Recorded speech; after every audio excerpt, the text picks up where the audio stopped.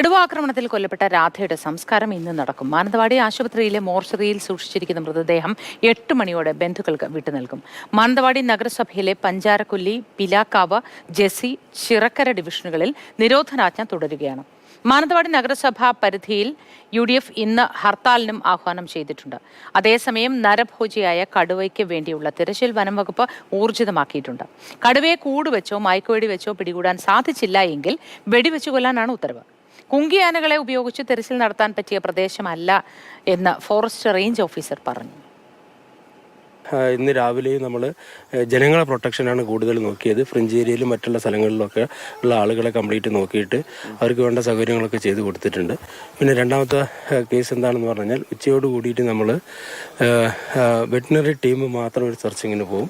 മറ്റ് സ്ഥലങ്ങളിലുള്ള പോലെ നമ്മൾ ഒരു കംപ്ലീറ്റ് കോമ്പിംഗ് ഇന്ന് നടത്താൻ ഉദ്ദേശിക്കുന്നില്ല. എല്ലാ ആൾക്കാരും CCF മറ്റുള്ള എല്ലാ ആളുകളും ഇവിടെ മാനന്തവാടി തന്നെ ക്യാമ്പ് ചെയ്തിരിക്കുകയാണ്.